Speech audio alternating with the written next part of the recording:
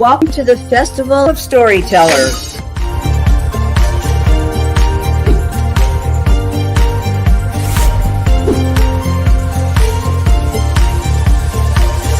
I thank everybody that's involved with this process because we know writers need readers and writers need publishers.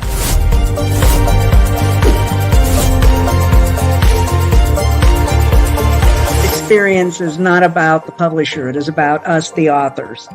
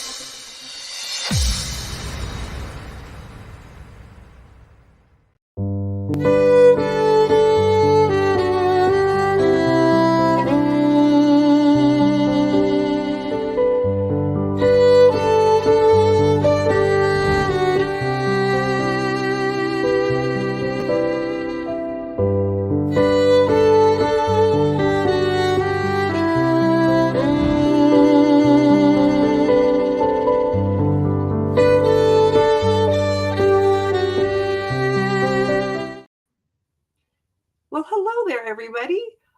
Good morning. Welcome to the Festival of Storytellers, Chapter 5. I'm Jamie Pulos-Fry, and I'm welcoming you to our Day 11 of our festival. And I would like, it's Reader's Magnet is a wonderful company. I love them. I'm, for sponsoring this and this special event.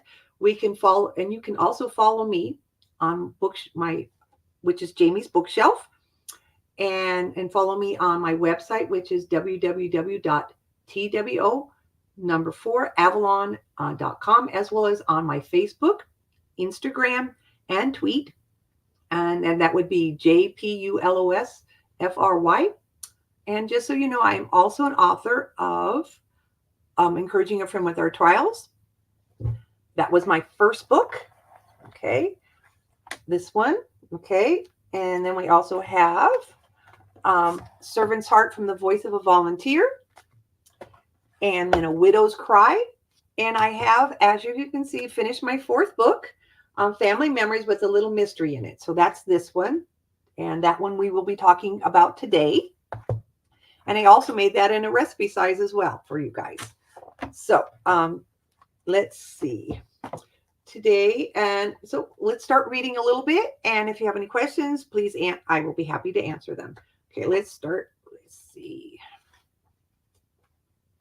Okay, the reason I started writing this book was because one of my proofreaders of my book, Winifred Bernstein, she noticed and stated that I left my husband, Jack Allen Fry, in a hospital bed, and my readers need to know how he got there, and also to know about our life together. Well, my first book was Encouraging a Friend with Our Trials, tells you how we got there. Now I will try to tell you how our life stories together. Life got in the way, and the book was put on the back shelf. Later, it was picked up again when my mother, Ellen Pulos, passed away August 17th, 2021. It was kind of strange because my husband passed away the same month, and so did my father. James John Pulos passed away on August 29th, 2011. My parents were both 84 years old when they passed. Jack Allen Fry passed away on August 5th, 1993. My husband was 29 years old when he passed. Just a little tidbit for you. Okay, now I'm going to go over the table of contents so you know what's in the book. The first chapter is God's family. 2 is where we first met. 3 is relationship. Fun times is chapter 4. 5 is loving care. 6 is family travel. 7 is faithful wife. And 8 is family gifts. And 9 is reading bug. And 10 is past choices. And 11, make happy memories. Okay, then we have scriptures and books and recipes and then a little thing about the author. Okay, so let's read chapter 1. Let's see, God's family. Okay, we're going to just go over a little bit with it. I may not read the whole thing. Family has always been important to me because of all the things that my family has taught me over the years. My father showed me about building things and the joy of doing things together as a family at work or play. My Aunt Irene showed me how to be a lady at an early age. We went to the operas when I was 10 years old. She taught me to dress nice for work or play and to be nice and polite to older people at all times. My mother showed me how to keep my family together by using many of the Bible verses in the Bible, like, as for me and my household, we will serve the Lord. Okay, so these are things like that. They taught me to be a faithful wife and holy. For the Christian wife brings holiness to her marriage, and the Christian husband brings holiness to the marriage. Otherwise, your children would not be holy. For the unbelieving husband is satisfaction by wife, and the other unbelieving wife is in a sacrifice by the husband. Else, where your children are clean, but how are they holy? This is 1 Corinthians 7:14. They also taught us to be fearful of the Lord too, like it shows in Psalms 112. Blessed is those who fear the Lord, who find great delight in. Okay. Now we also have, let's see. My mother, she also showed me that women establish the atmosphere that makes your house a home. That we serve without getting credit most of the time. We sacrifice ourselves for the benefit of the family. That our influence is so important. That we are a big reason for our husband's success and our children's feeling safe. My mother showed me how to be wise with my money and give me a good work ethic. Plus, as children, we need to play and laugh out loud. And when I got older, to make sure when I was doing something for myself, that I needed to do something in return or with my sister. She taught me that we are the glue that keeps our family together. Okay.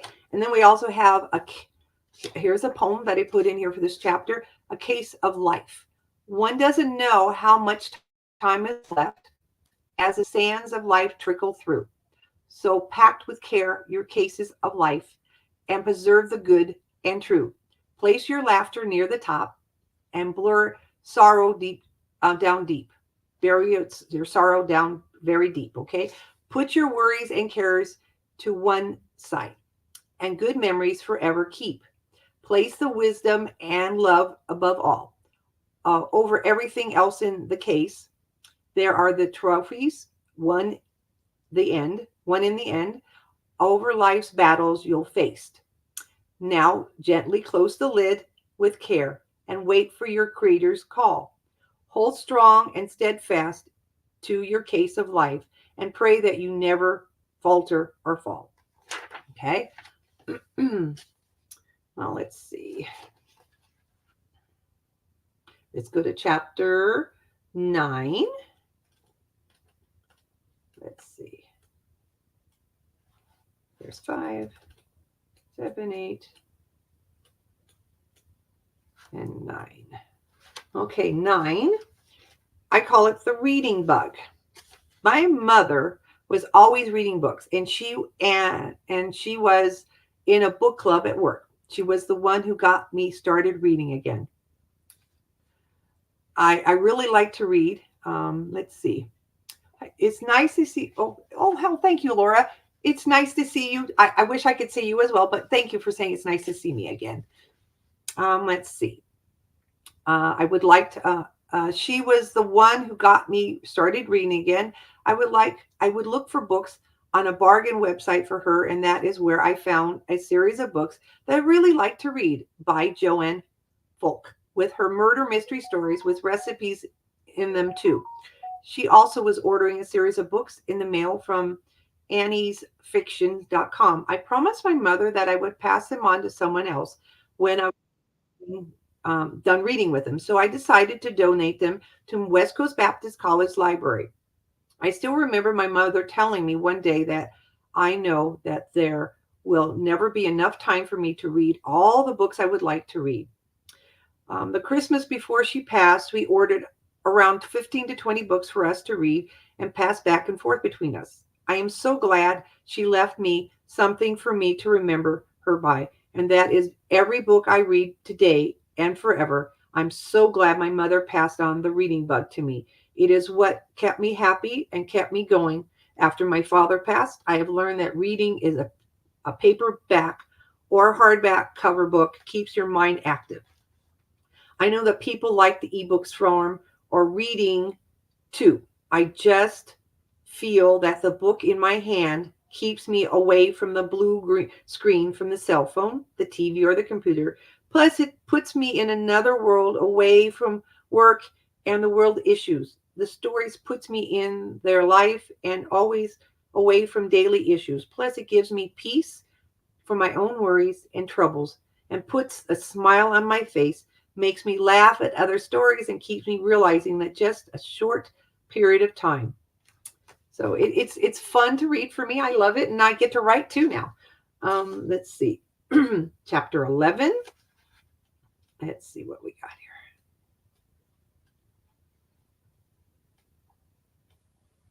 here. Okay, chapter 11 is making happy memories. Let's see. There are many reasons for us to teach our children how to make happy family memories. I will show you 5 reasons that God would like us to have happy family memories.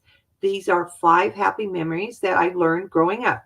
One way is to spend time with your kids and make them feel special and needed in your life. 2, another reason would be just showing up at your children's events. I loved it when my mom and dad would come and watch me sing or do a softball game or swim or something. I participated in sports at school. And number 3 would play with your kids would be another reason. They would like to do things with you. If it's basketball, football, whatever it is, whatever place that you like to go and do things, they would love it just to do it with you. 4, family traditions would be another reason. And 5, teach your kids about your job and include them in your day.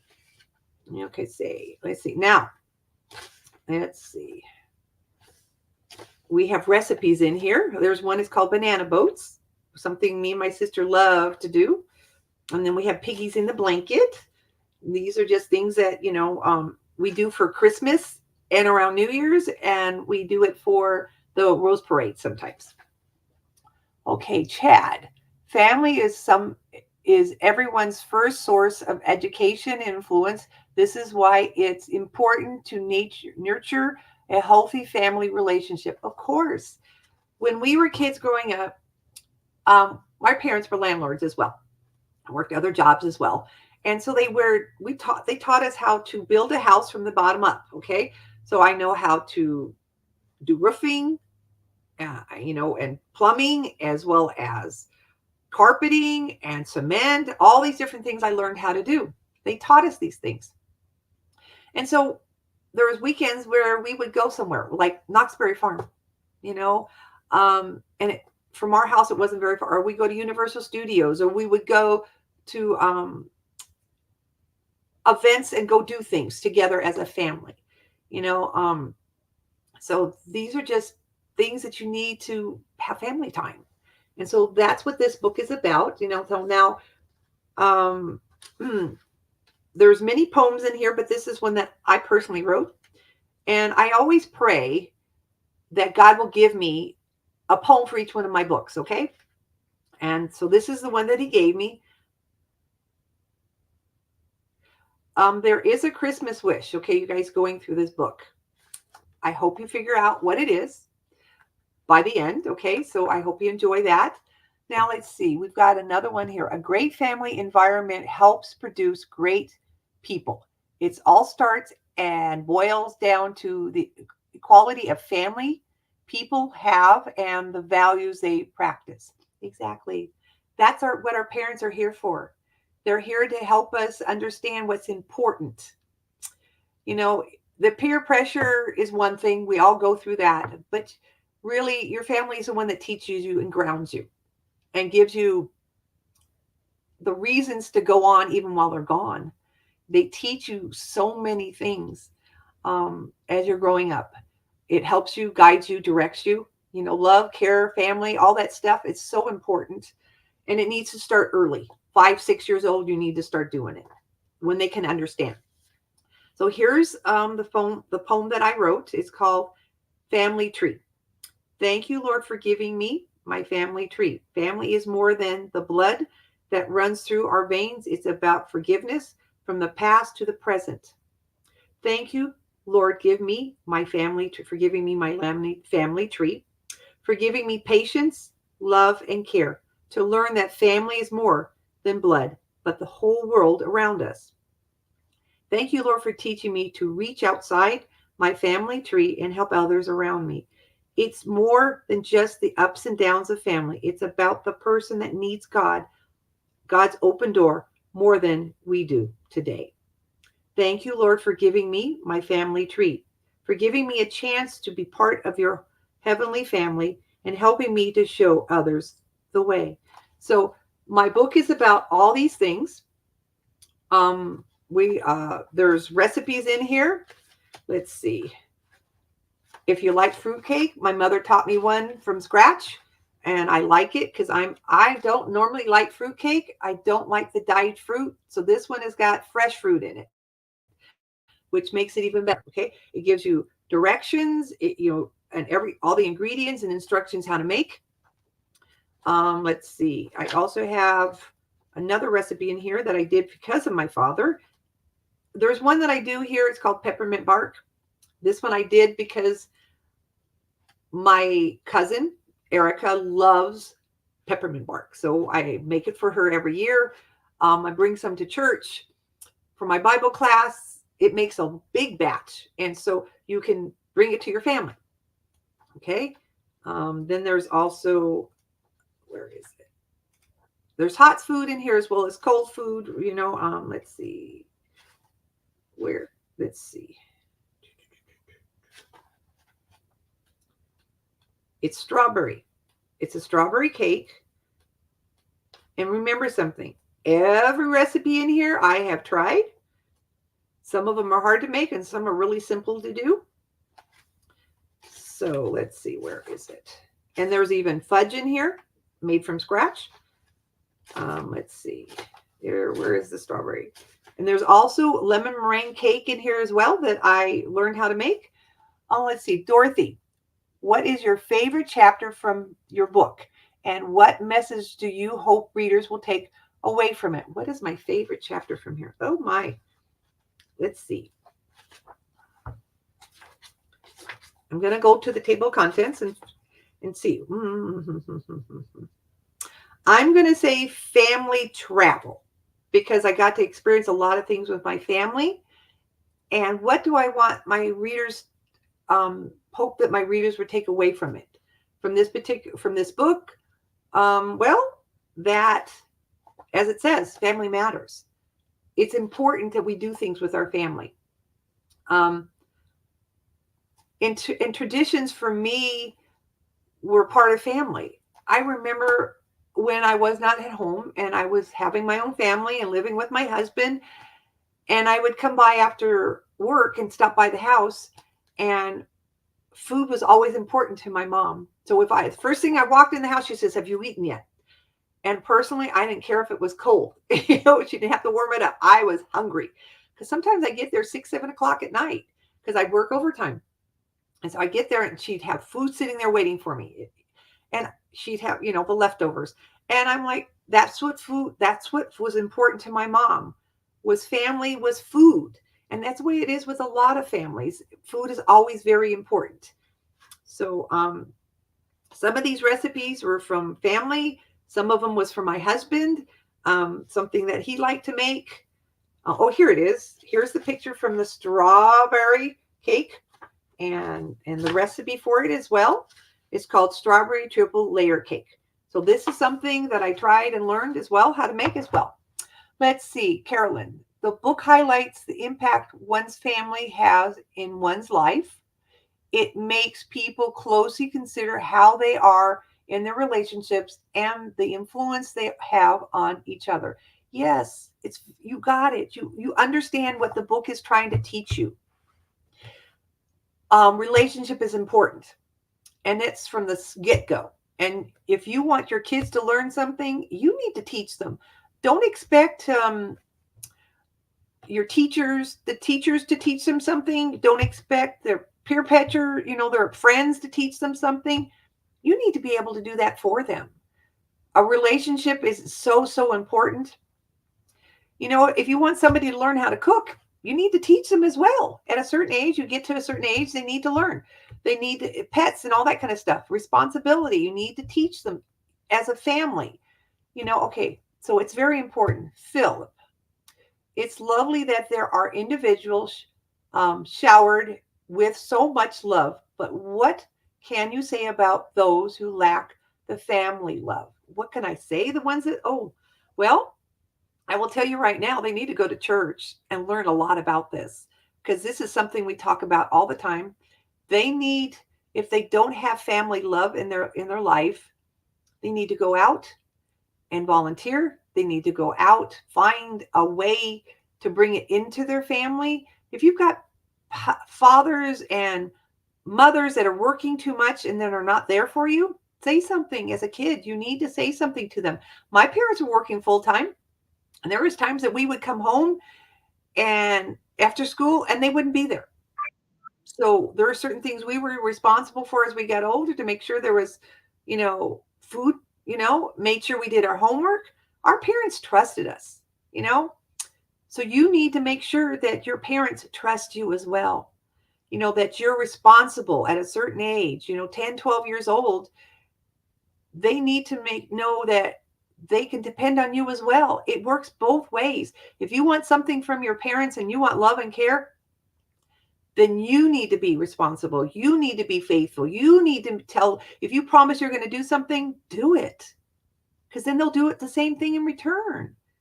It's not just about your parents. It's about you as well, as a child, as an adult. Okay, Stephanie, what advice can you give to those who feel a little distance with their families? Well, I just gave out a little bit right now. If you're having problems with family, we had to do things. There's always somebody in your family that's controlling, wanting to be part of everything, but doesn't know how to do it properly. You know what I'm saying? So you got to, as a Christian, I had to learn to back off and not get so upset with that person. Give them their leeway, give them their right of way, let them talk, let them do what they say, and not get upset and not get up and get mad with them. We all have those issues with people, but you realize you have to learn how to work on both sides. You have to give and take. If you want something in return, then you need to give it as well back. We cannot just expect everybody to agree with you, because they're not. So sometimes you have to listen, give your point of view, and then they get their point of view, and you work it out. That's with friends as well as family members. That's with coworkers. That's with everybody. So there's all kinds of different types of families. You have your church family. You have your workers, your family, at home. You have your distant family. You have all kinds of different families, that really, really teach you a lot of things. Well, hi, Laura. She says, I appreciate Jamie explaining the importance of family and how having a happy family makes wonderful memories. It does, you guys. You don't want to be arguing and fighting all the time. That doesn't give you any happiness whatsoever. So you've got to sometimes learn to back off and not get upset about things. I had to. Hey, I'm a Taurus, so I'm a bull, and I had to learn to control my temper and not get so mad and upset about the little things because they're not that important. They really aren't. So now we're getting to the end of my time. So I'm going to talk a little bit about some of the events that are coming up for me in the future. I have London Book Fair that's coming in March 12th through the 14th. Then I also have Beverly Hills, the book confab, which is April 17th through the 18th. And then Los Angeles, which is in USC, April 20th through the 21st. I hope you guys can all come to those. Let's see, Camilla. The title suggests that there is a little mystery intertwined with family memories. Can you share some more about the aspect of the book and how it's added depth or intrigue into the overall narrative? Well, the little mystery is a little thing that I have going through the whole book. Each chapter has a little enticed thing. Let's see if I can give you one. Okay, it's all highlighted in red. And here's one right here. A Christmas wish hint. I just saw a Christmas Hallmark movie and they were doing something that may just top what my husband did. So it's just a little hint to everybody. Figure out what it is. You know, I have a picture in here of what my husband did. He loved to, when we were young, he didn't have a lot of money and he didn't have a really big job, you know, paying for stuff. You know, we were in our 18s and 19s years old here.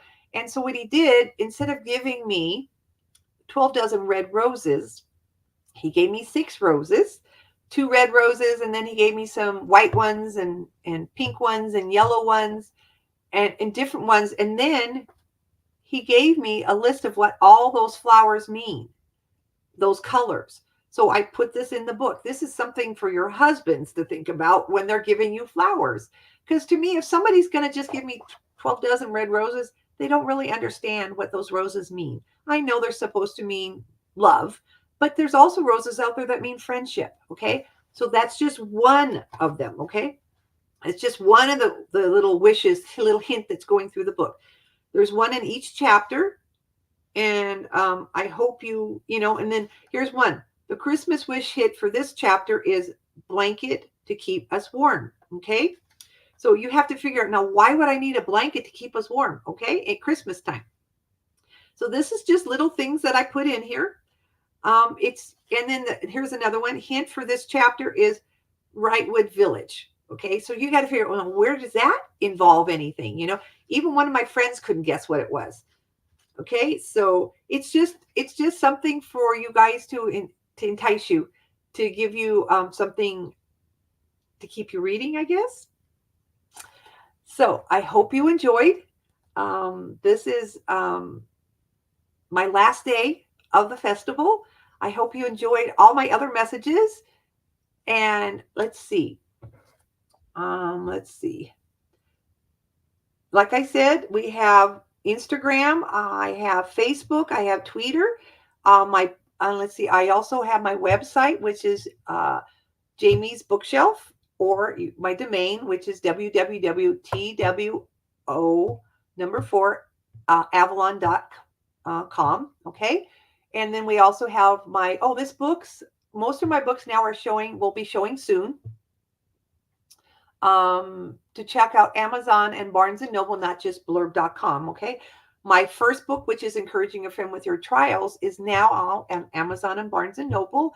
And let's see, Encouraging a Friend and Widow's Cry and A Servant's Heart from the Voice of a Volunteer will also be going, I would say, within the next couple months, also being put out in Amazon and Barnes & Noble. We're working on that. And then they're also going to be doing my family memories out there as well. So, and I'm also working on a 5th book, and it's called Our Furry Friends and What They Teach Us. So there's more out there for me. I hope you enjoyed my message today, and thank you, and thank you for having me today. And God bless everybody, and enjoy the rest of your week. God bless. Bye bye. Thank you.